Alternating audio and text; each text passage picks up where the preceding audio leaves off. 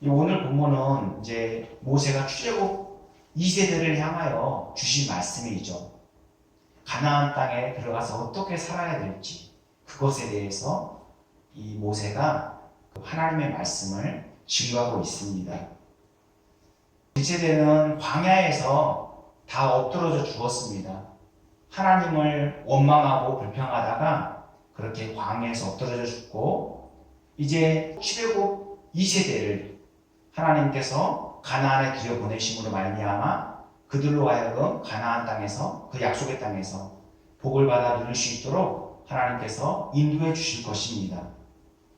그런데 그곳은 무주공산 상태에 있는 것이 아니라 거인들이 살고 있는 그런 엄청난 적들이 살고 있는 그런 지역입니다. 그러므로 무혈 입성할 수 없고 치열한 전쟁을 해야만이 그 땅을 차지할 수 있습니다. 이 치열한 전쟁을 피할 수 없는 것이죠. 이 무력으로 상대하면 그들을 제압할 수가 없어요. 그들을 당해낼 재간이 없습니다. 모든 것이 다 열세이거든요. 그러나 하나님께서 승리를 보장하신 싸움이기 때문에 반드시 이스라엘 백성들은 약속의 땅 가나안을 차지하게 될 것입니다.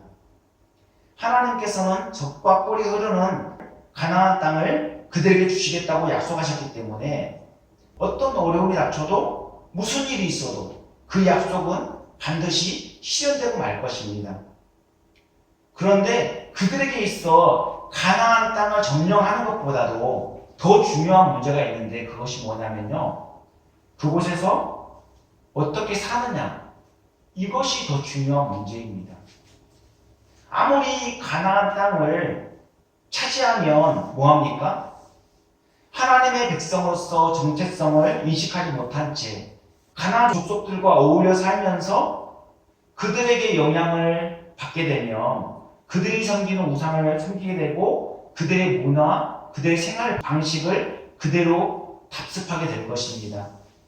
그러므로 하나님의 백성에게 있어 하나님의 말씀으로 살아내는 것은 생존과 번영이 달린 그런 아주 중요한 문제입니다. 하나님께서 이스라엘 백성들에게 하나님의 말씀을 주신 목적이 무엇이고, 말씀을 순종한 자들에게 어떤 보상이 주어지는 것일까요? 그리고 하나님께서는 자손 대대로 하나님을 경외할 것을 명령하고 있는데, 이 명령을 지키기 위한 성경적인 신앙 전수의 원리와 방법이 무엇인지 한번 살펴보도록 하겠습니다. 이 본문을 좀 더 자세히 살펴볼까요? 먼저 모세는 이스라엘 백성들에게 하나님의 말씀을 주신 목적을 분명히 가르치고 있습니다. 본문 1절과 2절에 보면 이는 곧 너희의 하나님 여호와께서 너희에게 가르치라고 명하신 명령과 규례와 법도라. 너희가 건너가서 차지할 땅에서 행할 것이니 곧 너와 내 아들과 내 손자들이 평생에 내 하나님 여호와를 경외하며 내가 너희에게 명한 그 모든 규례와 명령을 지키게 하기 위한 것이며 또 내 나를 장구하게 하기 위한 것이라고 말씀하고 있습니다. 번영과 장수가 약속되어 있는 법. 대대로 하나님의 약속의 말씀을 가르쳐 지키게 함으로써 복을 받게 하려는 뜻이 담겨 있습니다. 여기서 말하는 명령과 규례와 법도는 하나님의 약속의 말씀에 대한 다른 표현들인 것입니다. 하나님께서 이스라엘 백성들에게 약속의 말씀을 주신 목적이 무엇입니까? 첫째로 대를 이어 하나님을 경외하도록 하려는 것입니다. 부모는 신앙이 좋은데 자녀들은 하나님과 전혀 관계없는 삶을 살아가는 그러한 모습들을 많이 보게 됩니다. 무엇이 잘못된 것입니까? 신앙 전수가 잘 되지 않은 것입니다. 둘째로 이스라엘 백성들로 하여금 대대로 하나님의 말씀에 순종하게 하려는 것입니다. 하나님께서 우리에게 주신 약속이 무엇입니까? 하나님의 말씀에 순종하면 복을 받고 불순종하면 저주가 임하게 될 것이라고 우리에게 분명히 약속을 주셨습니다. 하나님의 말씀을 지켜 행하면 이라는 조건이 붙어 있는 것이죠.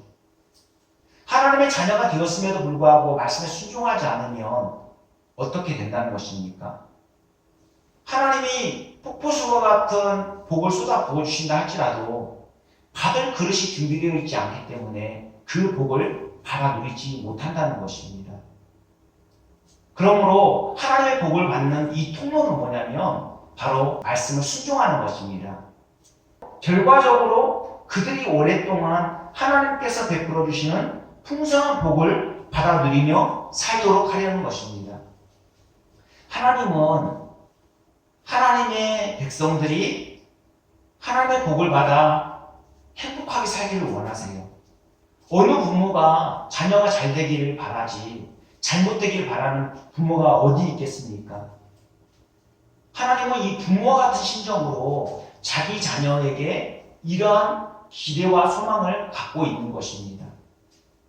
그리고 모세는 말씀에 순종한 자들에게 어떤 보상이 따르는지 가르쳐주고 있습니다. 본문 3절에 보면 이스라엘아 듣고 삼가 그것을 행하라. 그리하면 내가 복을 받고 내 조상들의 하나님 여호와께서 내게 허락하신 같이 젖과 꿀이 흐르는 땅에서 내가 크게 번성하리라. 이렇게 말씀하고 있습니다. 즉 하나님께서 약속하신 복을 받아들이기 위해서는 반드시 하나님의 말씀 순종이 선행되어야 된다는 말씀입니다. 그래서 하나님의 말씀을 듣고 순종하면 복을 받는다고 가르치고 있는 것이죠. 그 복이 무엇입니까? 그 복은 젖과 꿀이 흐르는 땅, 바로 약속의 땅 가나안에서 번성하게 되는 것입니다. 이 젖과 꿀이 흐른다는 표현은 상징적인 표현이죠. 젖은 목초지가 풍족하지 않으면 나올 수 없지 않습니까? 얻기 어렵습니다. 꿀은 어떻습니까? 이 꽃이 피고 그 벌이 꿀을 딸 수 있는 꽃이 풍족하지 않으면 꿀을 딸 수가 없는 것이죠. 그만큼 풍요로운 땅에서 번성하게 될 것을 보여주고 있는 말씀입니다. 그리고 4절부터 9절까지는 신앙 전수에 있어서 신앙 전수의 주체와 내용과 방법이 무엇인지를 우리에게 가르쳐주고 있습니다. 먼저 신앙 전수의 주체가 누구입니까? 오늘 본문에서는 신앙 전수의 주체가 부모라는 사실을 분명히 알려주고 있죠. 그래서 본문 7절 서두에 보면 내 자녀에게 부지런히 가르치며 라고 말씀하고 있습니다.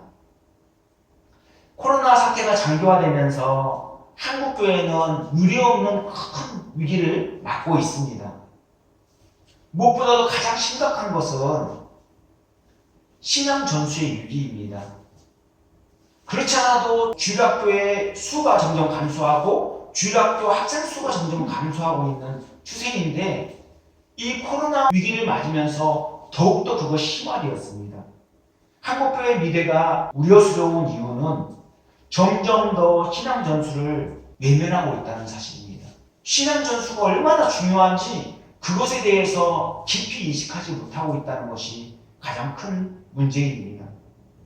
학부모들은 자녀들의 신앙 교육을 교회에만 맡겨버립니다. 그런데 교회 학교에서 신앙 교육을 한다는 것은 한계가 있죠. 특히 이 작은 교회, 개척교회 같은 경우는 더욱더 그 상황이 열악합니다. 가르칠 만한 인적 자원이 풍족하지 못해요. 또 아이들을 가르칠 수 있는 시스템이 잘 되어 있지도 않아요. 모든 환경이 너무나도 열악해요. 그마저도 주일학교가 없는 교회들이 상당히 많다는 것입니다. 큰 교회라고 좋은 환경이 만들어져 있으니까 점점 더 그 상황은 어려워지고 있습니다. 교회 교육에는 신앙 교육에 한계가 있다는 것입니다. 신앙 교육은 누가 가르치느냐 이것이 참으로 중요한데 교회 학교 선생님이나 교육자가 가르친다고 할 때 그 효과는 부모에 비해서 극히 떨어질 수밖에 없어요. 선생님이나 교육자가 아무리 잘 가르친다 하더라도 부모가 가르치는 것만큼 그렇게 잘 가르칠 수 있겠습니까? 부모를 따라할 수 없어요. 부모는 늘 자녀와 함께 생활하고 자녀와 함께 붙어 있지 않습니까? 반면에 선생님이나 교육자는 주일에 한두 시간, 이게 다인데 부모의 신앙교육과 이렇게 교회학교 신앙교육 어떻게 비교할 수 있겠습니까? 엄청난 차이가 있을 수밖에 없는 것이죠. 부모는 자녀에게 직접적이고 강력한 영향력을 행사할 수 있습니다. 그래서 신앙 좋은 부모는 가장 좋은 교사가 될 수 있죠. 그리고 교육의 일차적인 책임, 누구에게 있습니까? 부모에게 있습니다. 부모에게 있기 때문에 부모가 좋은 교사가 되면 자녀들도 좋은 신앙교육을 받고 잘 자랄 수 있다는 사실입니다. 주일학교가 점점 부실화되고 아이들의 신앙 기반이 약해진 데는 물론 교회 학교도 책임이 크지만 부모의 책임이 더 크다고 할 수 있습니다. 가정에서 신앙 전수가 효과적으로 이루어지지 않았기 때문입니다. 그렇다고 지금의 상태에 대해서 낙담하고 있을 수만 없는 것이죠. 어떻게 하면 이 위기를 극복하고 주일학교를 다시금 재건할 수 있을까요? 성경은 어떻게 신앙을 전수하여 주일학교를 재건할 수 있을지 그 해답을 분명히 제시하고 있습니다. 그 해답은 언제 어디서든 하나님의 말씀을 반복적으로 가르치는 것입니다. 그래서 본문 7절에 보면 집에 앉았을 때에든지 길을 갈 때에든지 누워있을 때에든지 일어날 때에든지 이 말씀을 강론할 것이며 라고 말씀하고 있죠. 이 구절은 가정을 배경으로 하고 있습니다. 집에 앉았을 때, 길을 걸을 때, 잠자리에 누울 때, 아침에 일어날 때, 즉 부모가 때와 장소를 가리지 말고 자녀들에게 매일 반복해서 하나님의 말씀을 가르치라는 것입니다. 쉽게 말해서 일어나는 순간부터 잠드는 순간까지 모든 시간을 신앙교육에 쏟아부으라는 것이죠. 이 말씀을 통해 저 역시 가정에서 자녀들의 신앙교육을 위해 얼마나 힘썼는지 많이 돌아보게 됩니다. 나름 열심히 했다고 하지만 여전히 하나님이 보시는 관점에서는 한없이 못 미칠 것입니다. 기독교 역사상 가정에서 부모로부터 신앙교육을 잘 받아 위대하게 쓰임받은 인물이 참으로 많습니다. 미국의 석유 재벌이면서 자선사업가인 록펠러, 이 록펠러는 어머니로부터 신앙교육을 잘 받아 아주 귀하게 쓰임받았죠. 록펠러 어머니는 유언 10가지를 남겼는데 그 유언 내용이 너무도 잘 알려져 있죠. 여전히 우리에게 신선한 감동을 주고 있습니다. 저와 여러분도 이 록펠러 어머니 유언을 마음에 새기면 좋겠습니다. 그래서 무슨 내용인지 잠깐 살펴보고 넘어갈게요. 첫째, 록펠러 어머니 유언은 하나님을 친아버지로 섬기라는 것입니다. 그만큼 하나님이 복의 원천이심을 깨닫고 하나님과 가까이 하며 하나님 되심을 인정하라는 것이죠. 둘째로 목사님을 하나님 다음으로 섬기라는 것입니다.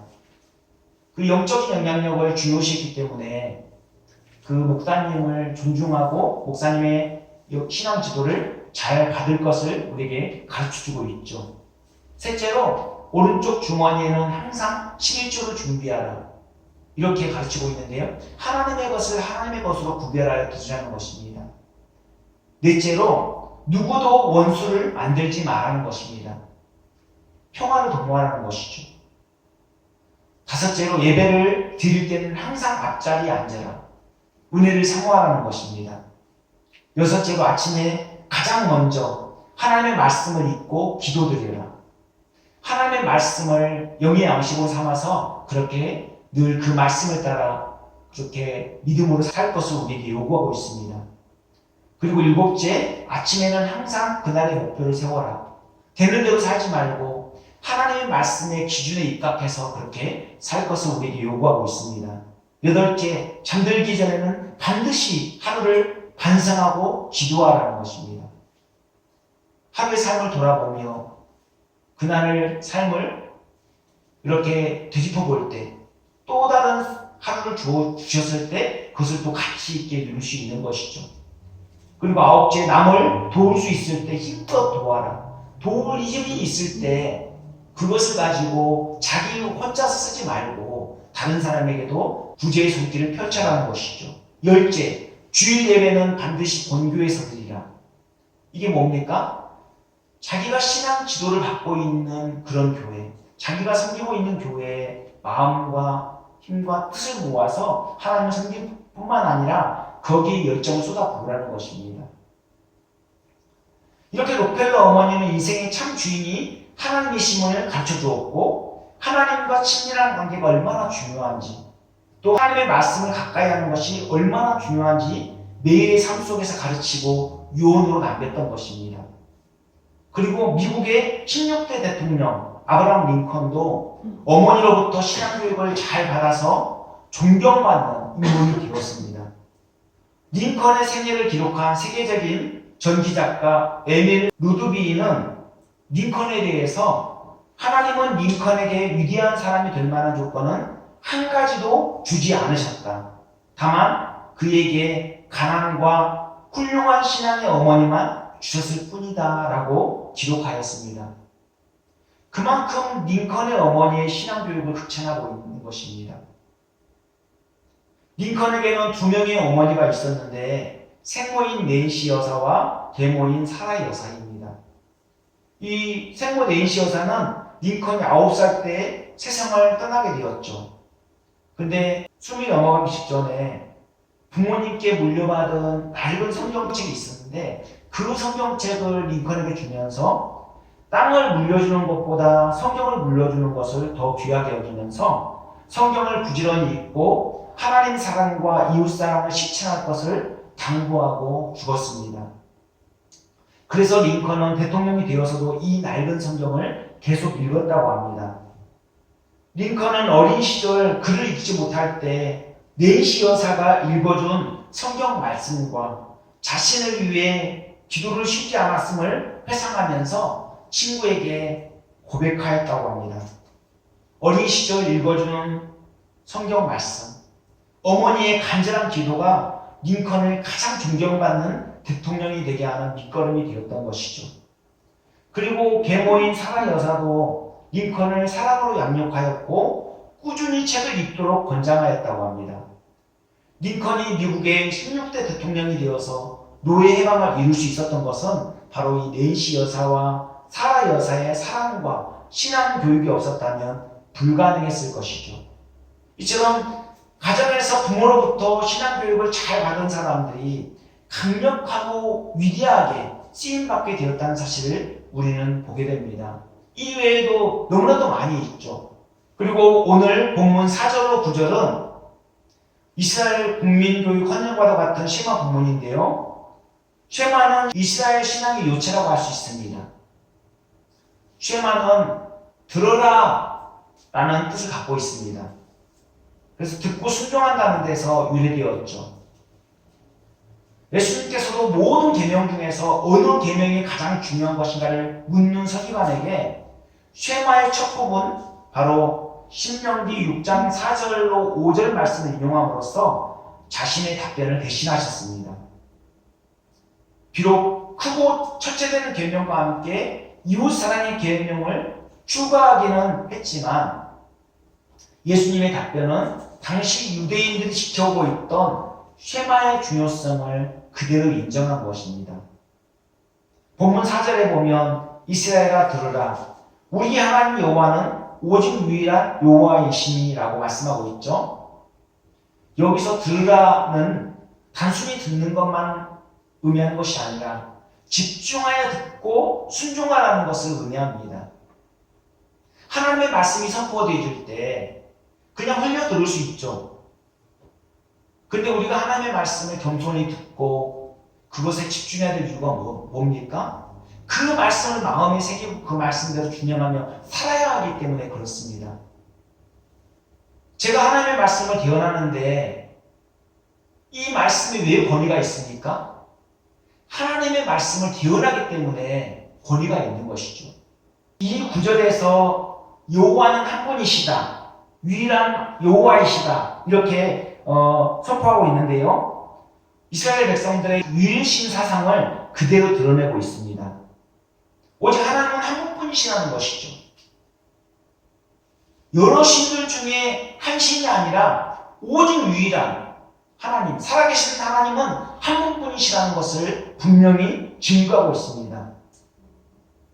이 하나라는 뜻을 가진 히브리어 예화는 첫째라는 뜻을 가지기도 하고 유일하다는 뜻을 가지기도 하고 참되다는 뜻을 가지고 있습니다. 이렇게 동시에 여러 의미를 같이 갖고 있습니다.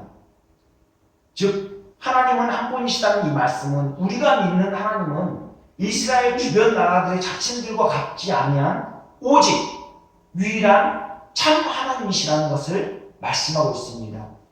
우리가 사랑하고 충성을 다해 헌신할 수 있는 유일한 하나님이시라는 뜻이죠. 우리가 하나님이 어떤 분이신지 바로 알 때 바로 믿고 섬길 수 있습니다. 그리고 우리 자녀들에게도 바르게 가르쳐줄 수 있는 것이죠. 내가 만난 하나님, 나의 아버지가 되시는 하나님을 인격적으로 만나고 느낄 때 자녀들에게도 그것을 바르게 전수해 줄 수 있는 것이 아니겠습니까? 하나님에 대한 바른 신앙을 가지면 그 사람은 물론 그 가정뿐만 아니라 그 사회도 모두 건강하게 되어집니다. 그 복이, 그 영향력이 이렇게 점점 확장되기 때문에 그렇습니다. 자녀들에게 가르칠 내용이 무엇입니까? 온 마음과 뜻과 힘을 다해서 하나님을 사랑하는 것이죠. 그래서 본문 5절에 보면 너는 마음을 다하고 뜻을 다하고 힘을 다하여 내 하나님 여호와를 사랑하라고 명령하고 있습니다. 여기서 말하는 하나님을 향한 사랑은 전인적인 헌신을 의미합니다. 하나님과 우리는 인격적인 관계에 있지 않습니까?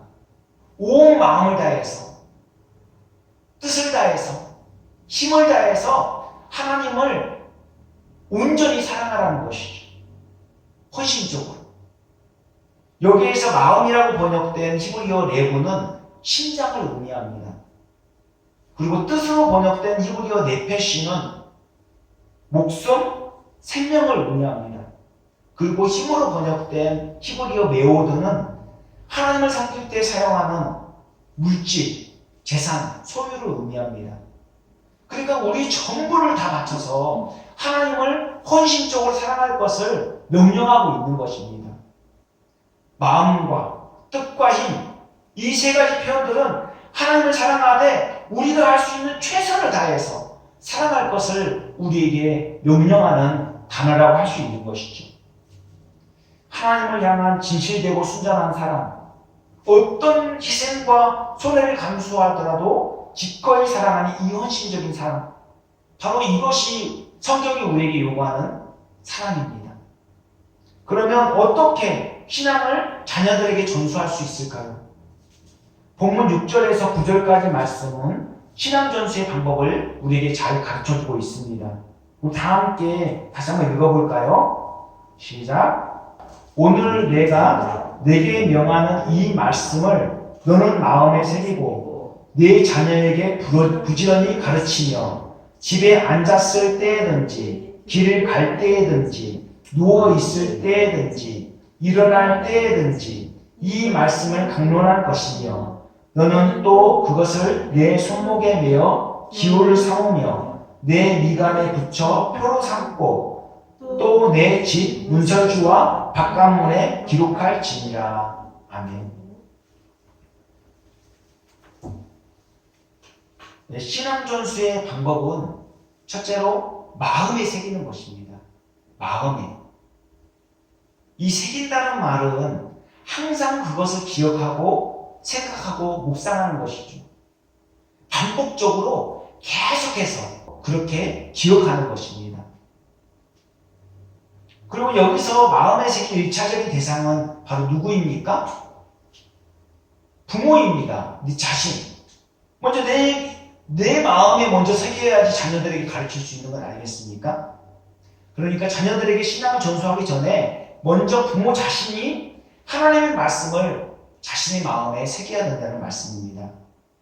이는 하나님의 말씀을 우리 삶의 최우선순위에 둘 때 가능한 일입니다. 부모가 하나님의 말씀을 확신하지 못하고 말씀에 붙들려 살지 못하면 어떻게 자녀들에게 그 말씀을 가르치고 전수할 수 있겠습니까? 신앙 전수의 둘째 방법은 뭐냐면 말씀을 부지런히 가르치는 것입니다. 이 부지런히 가르치다라고 번역된 히브리어 샤나는 본래 뜻이 날카롭게 하다, 예리하게 하다 이런 뜻입니다. 그래서 이 단어는 칼이나 화살을 날카롭게 하는 것에 사용되었습니다. 히브리어 4장 12절에 하나님의 말씀은 살아있고 활력이 있어 좌우의 날선 어떤 검보다도 예리하여 혼과 영과 및 관절과 골수를 찔러 쪼개기까지 하며라고 말씀이 나와 있습니다. 말씀은 검처럼 예리합니다. 그래서 혼과 영과 관절을 찔러 쪼개기까지 하죠. 신앙교육은 단순히 훈계 정도로 끝내는 것이 아니라 영혼에 대해서 예리한 수술을 하는 것입니다. 즉 영적 예리함을 갖게 함으로써 삶의 변화를 이끌어내는 것이죠.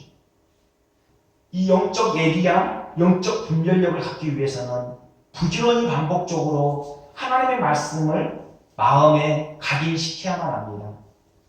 먼저는 자신에게 각인시키고 자녀들에게 가르쳐 각인시키도록 도와주어야 하는 것이죠. 예수 믿는 우리가 사는 세상을 한번 생각해 보십시오. 신앙생활을 방해하는 요소들이 얼마나 많습니까? 세상의 화려함, 또 세상의 비진리, 세상의 잘못된 문화, 잠깐만 한눈 팔면 금방 그쪽으로 쏠려갑니다. 어느샌가 모르게 하나님을 거부하는 자리에 설 수 있습니다. 우리도 알지 못하는 사이에. 영적 예리함을 갖추고 영적 분별력을 갖게 하기 위해서는 생활화해야 합니다.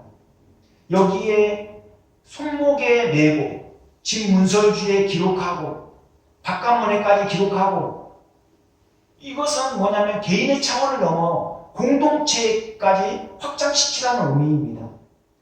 그러므로 생활을 기록해서 손목에 메고 기호를 삼고 미간에 붙여 표로 삼고 내 집 문설주와 바깥문에도 기록하라는 것은 하나님의 말씀을 모든 삶 가운데 기억하고 그 말씀을 순종하고 또 그 말씀을 확장시키라는 말씀입니다. 정통 유대인들은 오늘 본문 9절에 나오는 말씀처럼 외출하거나 집에 들어올 때마다 문설주에 걸어놓은 메주자를 손으로 만지고 입으로 맞추면서 경외심을 표현했습니다.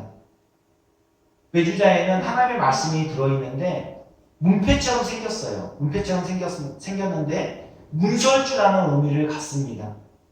이스라엘 백성들이 출애굽할 때 문 인방과 문설주에 뭘 발랐죠? 어린 양의 피를 우슬초 묶음으로 찍어서 발랐죠. 그러자 장자의 죽음을 피할 수 있었습니다. 이를 기념해서 유월절을 지키게 되는데 이렇게 문설주에 발랐던 이 어린 양의 피가 바로 예수 그리스도의 보혈을 의미하는 것이죠. 이 메주자에 어떤 하나님의 말씀이 들어있습니까? 오늘 본문 신명기 6장 4절로 9절까지 말씀이 들어있거든요. 이 말씀을 간단하게 요약하면 하나님의 말씀을 듣고 순종하면 약속의 땅에서 복을 받아 누리고 번영케 된다는 것입니다. 그러니까 하나님의 복을 받아 누리는 아주 중요한 비결이 뭡니까? 그것은 바로 예수 그리스도를 믿는 거예요. 그러니까 예수님과 하나님의 복은 뗄래야 뗄 수 없는 관계입니다. 이 땅에서 아무리 부유하게 살고 세상 권력을 다 가졌어도 예수님을 마음의 구주로 모시지 않으면 불행한 인생일 뿐입니다. 반면에 가난하고 비천한 처지에 놓여 있어도 예수님을 구주로 모신 자는 참으로 행복자입니다.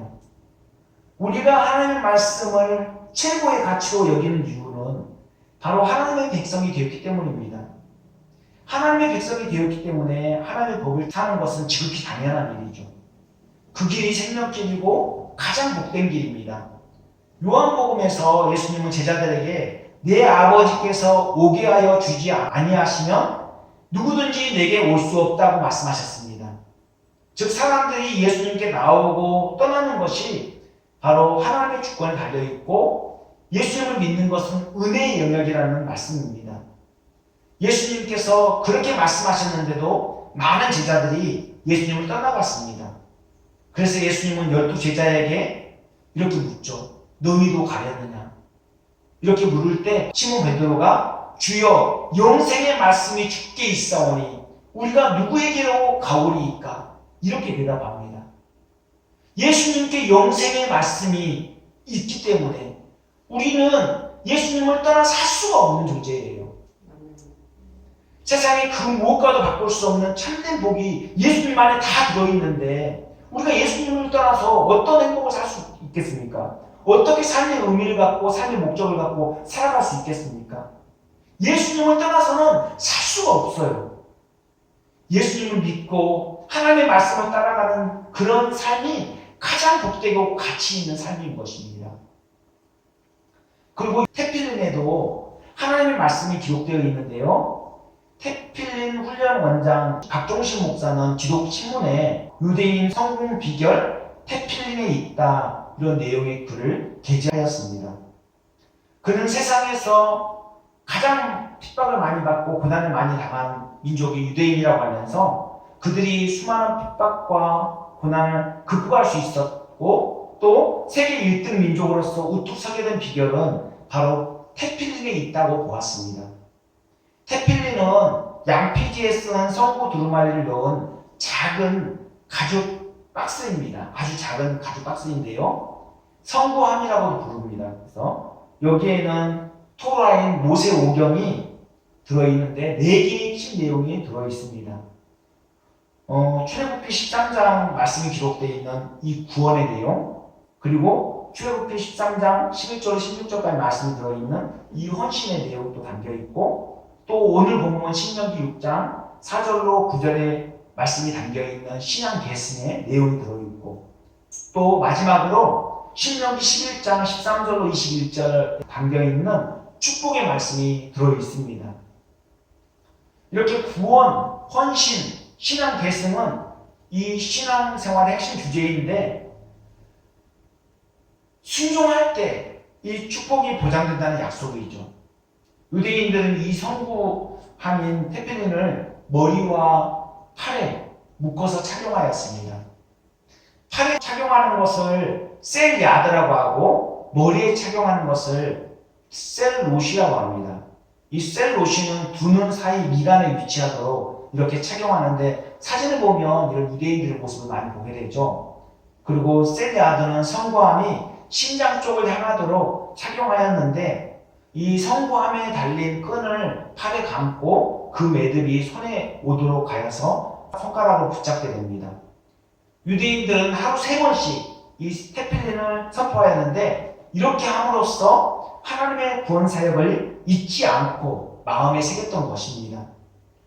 구원, 헌신, 신앙 계승, 축복은 성경의 핵심입니다. 박종신 목사는 이 테필린 정신을 계승해서 하나님의 말씀을 선포하고 적용하고 실천해야 된다고 주장하였습니다. 유대인들이 말씀과 분리된 삶을 살지 않고 하나님의 말씀과 함께 숨쉬며 살아가는 것처럼 우리도 하나님의 말씀을 늘 기억하고 의식하며 그렇게 말씀대로 살려고 몸부림을 쳐야 할 것입니다. 이러한 거룩한 열정과 몸부림을 통해 하나님을 사랑하라는 쉐마의 명령을 먼저 나부터 내면화시킬 뿐만 아니라 자녀들에게도 전수할 수 있는 것이죠. 그리고 교회 공동체에도 접목시켜서 신앙을 총체화할 수 있습니다. 중요한 것은 이 쉐마를 문자적, 형식적으로 지키려 하지 말고 하나님을 진정으로 사랑하는 마음으로 그 말씀에 순종하는 것입니다. 하나님의 말씀을 아는 것도 중요하지만 더 중요한 것은 그 말씀을 살아내는 것입니다. 이제 말씀 마치려고 합니다. 유대인들은 마음을 다하고 뜻을 다하고 힘을 다하여 내 하나님 여호와를 사랑하라는 이 말씀을 준행하기 위해서 얼마나 하나님의 말씀을 가까이 하고 그 말씀을 지키려고 애를 썼는지 모릅니다. 이 말씀은 유대인들에게만 주어진 말씀이 아니라 이방인이었던 우리에게도 주어진 말씀입니다. 오히려 성경으로 돌아가자고 외치는 이 개혁교회가 더욱더 지향해야 될 그러한 말씀인 것이죠. 이 명령은 모든 언약 백성들에게 하나님께서 주신 축복의 말씀이자 순종을 요구하고 있습니다. 그러므로 먼저는 하나님의 말씀을 우리 각자의 마음에 새기고 삶의 표준으로 삼아야 됩니다. 뿐만 아니라 자녀들에게도 부지런히 가르쳐야 되겠죠. 그렇게 할 때 자신과 가정, 공동체를 넘어서 대대손손 복을 누리게 될 것입니다. 자녀는 부모의 거울이다라는 말이 있죠. 그리고 얘들 앞에서는 냉수도 함부로 못 마신다라는 속담이 있습니다. 이는 자녀가 부모에게로부터 받는 영향이 얼마나 큰지 알려주는 그런 말입니다. 아이들은 부모의 말과 행동, 습관까지 담게 되어 있습니다. 부모가 자녀들에게 하나님을 잘 섬기는 모습을 보여주며 자녀들도 하나님이 어떤 분인지 알 뿐만 아니라 신앙 인격까지 닮아가게 되어 있습니다. 그러므로 하나님의 말씀을 잘 가르칠 뿐만 아니라 말씀대로 준행하는 모습을 보여주어야 합니다. 하나님께서는 하나님의 말씀을 듣고 순종하면 약속의 땅 가나안에서 번성하며 행복하게 살 것을 약속하였습니다. 그리고 신앙교육에 있어서 가장 강력하고 효과적인 방법은 부모가 자신의 전의를 통해서 신앙을 전수하는 것이죠. 가정에서 신앙교육이 교회 교육보다 우선해야 되고 더 효과적입니다. 이는 가정에서 신앙교육과 교회 교육이 분리되어야 된다는 것을 말씀하는 것이 아니라 연계되어야 된다는 것을 말씀드리는 것입니다. 가정과 교회의 신앙교육이 연계될 때 그 효과는 더욱 극대화될 것입니다. 신앙교육은 아무리 강조해도 지나치지 않아요. 최고의 교육은 자신이 먼저 본을 보이는 것입니다. 그러면 자녀들은 자연스럽게 부모의 신앙을 계승하기 마련입니다. 마음을 다하고 힘을 다하고 뜻을 다하여 하나님을 사랑하며 자녀들도 자신이 할 수 있는 전심과 전력을 다해 충성하며 하나님을 사랑하게 될 것입니다. 이렇게 하나님을 사랑하여 말씀을 듣고 순종하라는 말씀을 자신에게 먼저 적용하고 자녀들에게 가르치고 그렇게 또 교육 공동체를 건강하게 세워나가는 저와 여러분 모두가 되었으면 좋겠습니다. 기도하겠습니다. 사랑과 은혜가 풍성하신 하나님, 죄와 허물로 인해 죽을 수밖에 없는 우리가 하나님의 은혜로 말미암아 영생과 번영이라는 엄청난 복을 받게 되었습니다. 우리는 약속이 보장된 복된 길을 걷고 있지만 하나님의 자녀로서 합당한 삶을 살아가기보다는 여전히 세상의 화려한 문화에 마음이 휩쓸릴 때가 많이 있습니다. 우리의 무지함과 연약함을 긍휼히 여겨주시고 우리로 하여금 매일 매순간 하나님의 말씀에 붙들려 살아가도록 인도하여 주시옵소서. 어떻게 하면 하나님의 말씀을 우리 삶의 최우선순위에 두고 그 말씀을 준행하며 살 것인지 끊임없이 고민하고 몸부림치게 하여 주시옵소서. 우리를 하나님의 말씀으로 강하게 붙들어 주시고 하나님의 말씀에 순종하여 복을 받아 누릴 뿐만 아니라 신앙을 자녀들에게 전수하고 이웃에게 사랑을 실천함으로써 복을 전달하는 복의 통로가 되게 하여 주시옵소서. 이 모든 말씀을 예수님 이름 받들어 기도합니다. 아멘.